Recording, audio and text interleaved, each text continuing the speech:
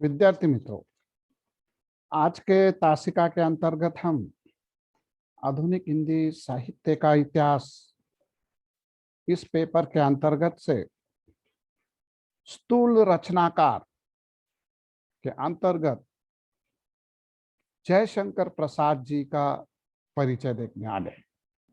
मित्रों, इससे पूर्व हमने भारतेंदु हरिश्चंद्र, अयोध्या सिंह उपाध्याय, हरिऔध, मैथिली शरण गुप्त आदि विद्वानों का परिचय आप लोगों के सम्मुख रखा।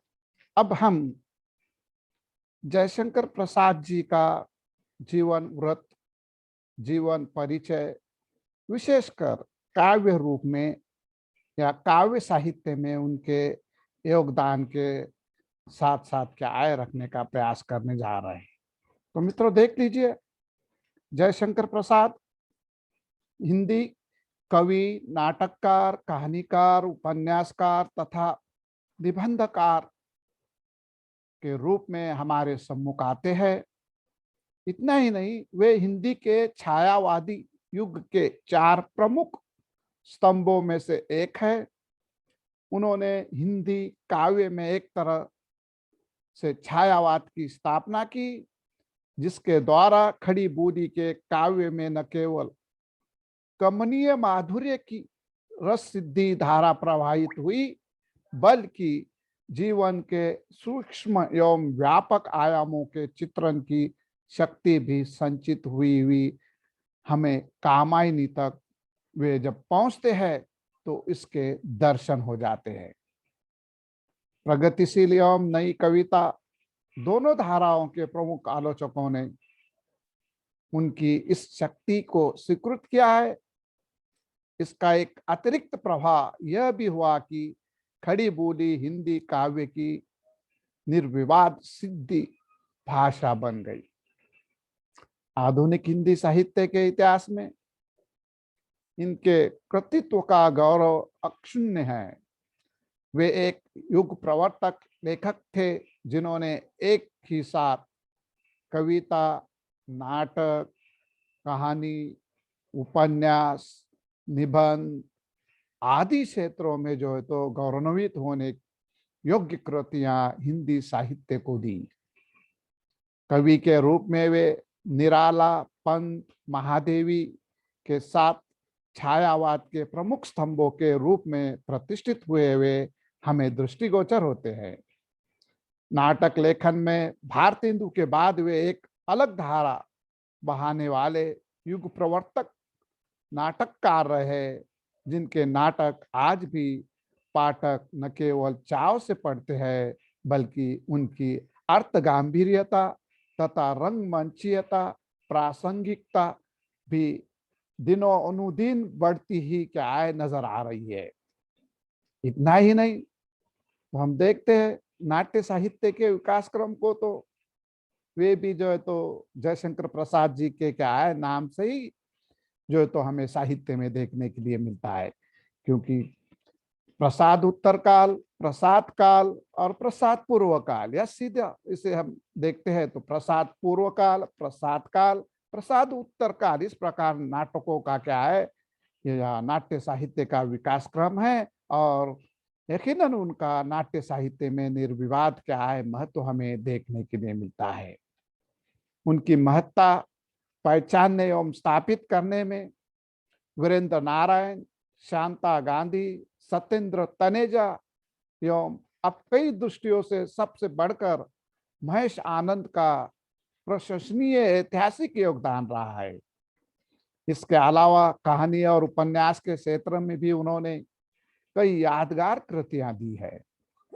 भारतीय दृष्टि तथा हिंदी के विन्यास के अनुरूप गंभीर निबंध लेखन के रूप में भी आप प्रसिद्ध रहे।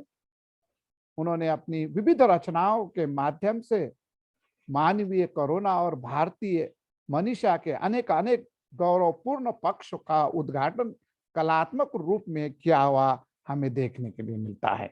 तो ऐसे महान विद्वान का जन्म 30 जनवरी 1890 ईस्वी सन में काशी के गोवर्धन सराय में हुआ। इनके पिता बाबू शिवरतन साहू दान देने में प्रसिद्ध थे, और इनके पितामह के पश्चात पिता बाबू देवी प्रसाद जी भी दान देने के साथ साथ कलाकारों का आदर करने के लिए भी विख्यात थे। इनका काशी में बड़ा सम्मान था। काशी की जनता काशी नरेश के बाद हर हर महादेव से बाबू देवी प्रसाद का ही क्या है स्वागत करती थी। इतना ही नहीं, वे सुंगनी साहू थे और संपन्नतापूर्ण उनका जीवन था, किंतु 11 वर्ष की अवस्था के आप थे तभी कार्तिक शुक्ल अष्टमी को उनके पिता का देहावसान हो गया। 15 वर्ष की अवस्था में सन 1905 में उनकी माता श्रीमती मुन्नी देवी का भी देहावसान हो गया, तथा 17 वर्ष की अवस्था में 1907 ईस्वी सन में भाद्र कृष्ण षष्ठी को उनके बड़े भाई शंभु रत्न का भी क्या है देहावसान हुआ। और किशोर अवस्था में ही प्रसाद जी पर क्या है बड़ी मानो क्या है आपदाओं का पहाड़ टूट पड़ा। कच्ची गृहस्थी, घर में सहारे के रूप में केवल विधवा भाभी, दूसरे और कुटुंबियों तथा परिवार से संबंध अन्य लोगों की संपत्ति हड़पने का षड्यंत्र, इन सब का सामना उन्हें बड़े धीरता से और गंभीरता के साथ किया हुआ हमें देखने मिलता है। प्रसाद जी की प्रारंभिक शिक्षा काशी में क्वींस कॉलेज में हुई थी, परंतु यहाँ शिक्षा अल्पकालिक थी और वो जो है तो अधिक समय तक पढ़ नहीं पाए। उनकी शिक्षा का व्यापक प्रबंध घर पर ही किया गया, जहाँ उन्होंने हिंदी संस्कृत का अध्ययन किया। प्रसाद जी के प्रारंभिक शिक्षक श्री मोहिनी लाल गुप्त थे। वे कवि थे और उनका उपनाम रसमय सिद्ध था। शिक्षक के रूप में वे बहुत प्रसिद्ध थे। चेतगंज के प्राचीन दलहट्टा मोहल्ले में उनकी अपनी छोटी सी पाठशाला थी।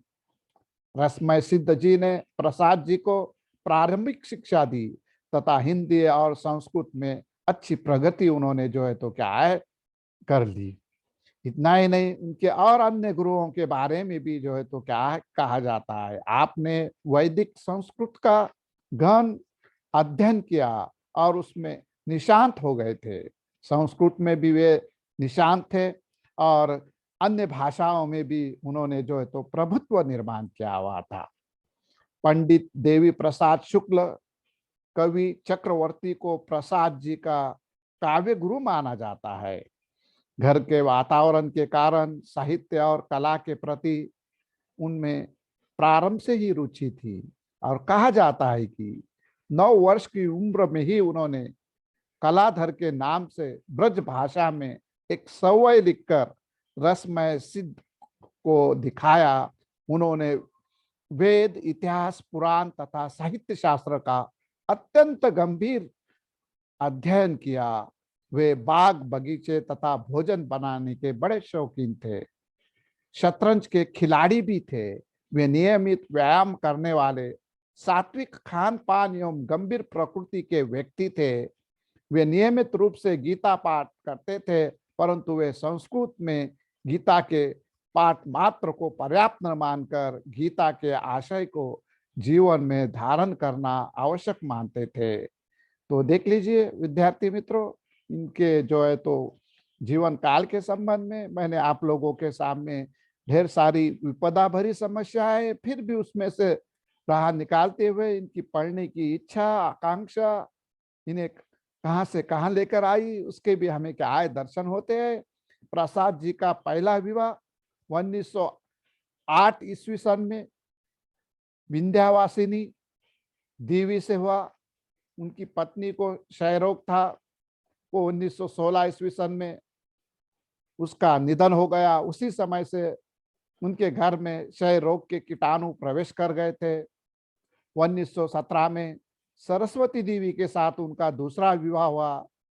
दूसरा विवाह होने पर उनकी पहली पत्नी की साड़ियां आदि का इनकी द्वितीय पत्नी ने ही क्या है इस्तेमाल किया। परिणाम ये हुआ कि उन्हें भी क्षय रोग हो गया।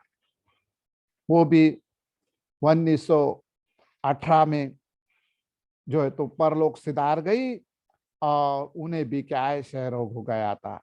इसके बाद पुनः घर बसाने की उनकी लालसा नहीं थी, परंतु अनेक लोगों के समझाने और सबसे अधिक अपनी भाभी के प्रतिदिन के शोकमय जीवन को सुलझाने के लिए उन्हें बाध्य होकर विवाह करना पड़ा। और सन 1919 ईस्वी सन में उनका तीसरा विवाह कमला देवी के साथ संपन्न हुआ। उनका एकमात्र पुत्र रत्नशंकर प्रसाद तीसरी पत्नी की ही संतान थे, जिनका जन्म सन 1922 ईस्वी सन में हुआ था। स्वयं प्रसाद जी भी जीवन के अंत में क्षय रोग से ग्रस्त हो गए थे और उन्होंने साधारण उपचार सुविधा का जो तो अनुकरण किया, एलोपैथी के बजाय आयुर्वेदिक होम्योपैथिक से काम चलाया। परिणाम था अंततः इसी रोग ने 15 नवंबर 1937 को प्रातः काल उम्र के 47 वर्ष पूर्ण होने पर उनका देहांत काशी में हो गया। तो मित्रों देख लीजिए, मैंने आप लोगों के सम्मुख जयशंकर प्रसाद जी के जो है तो महत्व को और जीवन के परिचय को सामने रखने का प्रयास किया। अब हम उनके कुछ लेखन कार्य का जिक्र करते हुए जो है तो इनके स्थूल जीवन परिचय का क्या है समापन करने का प्रयास करेंगे। तो इनका लेखन कार्य देख लीजिए। विशेष तौर से हम यहाँ इन्हें कवि के रूप में काव्य के संबंध में यदि देखते हैं तो पता चलता है प्रसाद की काव्य रचनाएं दो वर्ग में विभक्त है। काव्य पथ अनुसंधान की रचनाएं और रस सिद्धि रचनाएं। चित्रधारा से लेकर झरना तक प्रथम वर्ग की रचनाएं हैं, जबकि आंसू लहर तथा कामायनी दूसरे वर्ग की रचनाएं। उन्होंने काव्य रचना ब्रज भाषा में आरंभ की, धीरे धीरे खड़ी बोली को अपनाते हुए इस भांति अग्रसर हुए कि खड़ी बोली के मूर्धन्य कवियों में उनकी गणना की जाने लगी और वे युग प्रवर्तक कवि के रूप में प्रतिष्ठित हुए हमें दिखाई देते हैं। इससे हमें दिखाई देता है कि चार आधार स्तंभ छायावाद के उनमें एक इनका जो है तो नाम होने के कारण इससे ये क्या है साबित हो जाता है। प्रसाद जी ने जब लिखना शुरू किया उस समय भारतीय युगीन और द्विवेदी युगीन काव्य परंपरा के अलावा श्रीधर पाठक की नई चाल की कविताएं भी थी।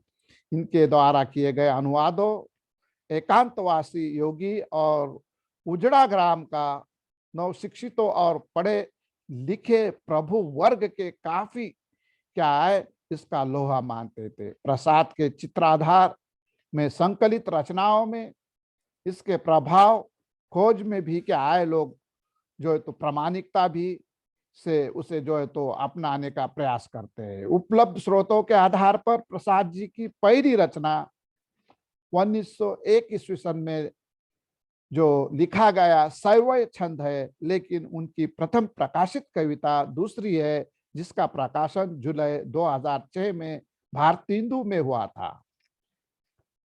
देख लीजिए विद्यार्थी मित्रों, इनकी रचनाओं से 1909 में हिंदू में प्रकाशित प्रेम पथिक शीर्षक की कविता तथा 1910 में हिंदू में ही प्रकाशित हमें दिखाई देता है कि कवि और कविता शीर्षक के निबंध इनका प्रमाण है। प्रेम पथिक का प्रथम प्रकाशन ब्रज भाषा में हुआ था। बाद में इसका परिमार्जित और परिवर्धित संस्करण खड़ी बोली में नवंबर 1914 में प्रेम पथ नाम से और उसका अवशिष्ट अंश दिसंबर 1914 में चमेली शीर्षक से प्रकाशित हुआ। बाद में एकत्रित रूप में वो कविता प्रेम पथिक नाम से प्रसिद्ध हुई। सत्य प्रकाश मिश्रा के अनुसार प्रेम पथिक का महत्व प्रसाद की व्यापक और उदार दृष्टि, सर्वभूत हित कामना, समता की इच्छा, प्रतिपद कल्याण करने का संकल्प, प्रकृति की गोद में सुख का स्वप्न आदि के बीज भाव के कारण तो है ही। प्रसाद ने प्रेम के अनुभूति परक अनेक रूपों का जो वर्णन किया है, उसके कारण भी उसका निर्विवाद महत्व हमें देखने के लिए मिलता है। तो मित्रों, देख लीजिए, काव्य साहित्य से संबंधित ढेर सारी बातें इनकी। प्रसाद जी को हम जितना भी है अभिव्यक्त करने जाएंगे उतना कम है। इनके ऊपर न जाने कितने जो है तो पीएचडी के थीसिस तैयार हुए हुए। ये जो है तो क्या है, इनके नाट्य साहित्य पर, काव्य साहित्य पर, है ना, और अन्य साहित्य पर भी हम जो है तो एक एक रिसर्च तो छोड़िए, पीएचडी भी करते हैं, तो क्या है, इनका साहित्य जो है तो क्या है, अधिक ही रहने वाला है। प्रेम पथिक के संदर्भ में लिखते हुए डॉक्टर रमेश चंद्र शाह ने कहा था, विषय वस्तु इस कविता की वही है जो इस कवि के साथ एक स्थायी भाव शरीर का महत्व रखती जान पड़ती है, अर्थात मानवीय प्रेम भावना का दर्शन एक अत्यंत उत्कंठ वैयक्तिक प्रेमाशक्ति का धीरे धीरे एक आदर्श विश्वव्यापी प्रेमानुभूति में रूपांतरण है। देख लीजिए, इसी प्रकार डॉक्टर शाह के शब्दों में यदि हम देखते हैं तो प्रेमानुभूति के विकास क्रम में दो स्तर का संधान है। एक तो आत्मन्वेषण के साधन के रूप में, और दूसरे इस व्यक्तिगत आत्म को अतिक्रांत करके विश्व प्रेम और विश्व करुणा की निर्वैयक्तिकता मुक्ति की साधना के रूप में है। तो मित्रों, इस प्रकार इनकी जो है तो हमने ये देख ली कि किस प्रकार से साहित्य में प्रेम के प्रति अभिव्यक्ति हुई भी है। इतना ही नहीं तो 1936 ईस्वी सन में कामायनी का प्रकाशन हुआ, और इसकी रचना में प्रसाद ने पूरे 7 वर्ष लगाए थे।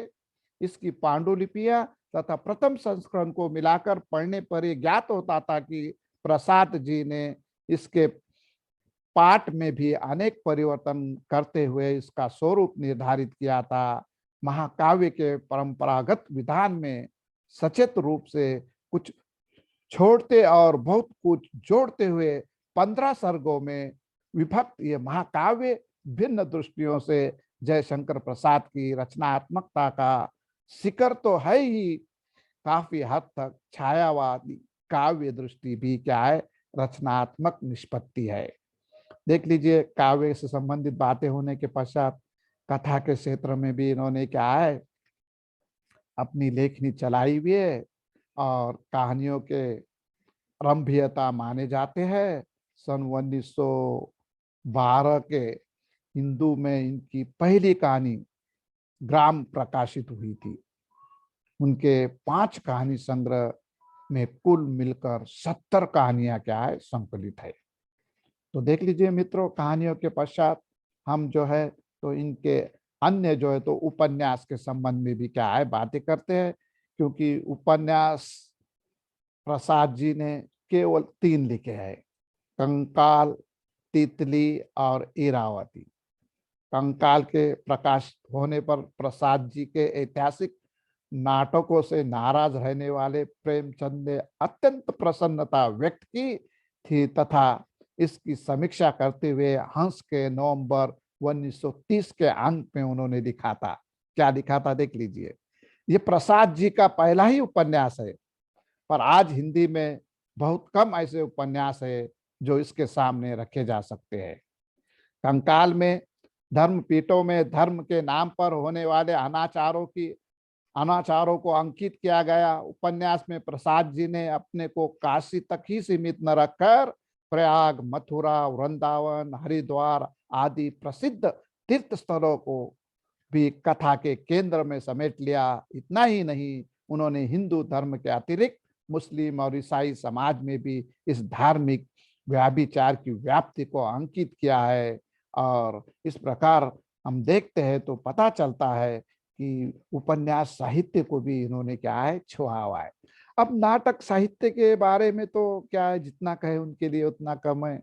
जयशंकर प्रसाद ने उर्वशी एवं बब्रू, वाहन चंपू तथा अपूर्ण अग्निमित्र को छोड़कर 8 ऐतिहासिक, 3 पौराणिक और 2 भावात्मक, कुल 13 नाटकों की क्या है, सृजना की हुई है।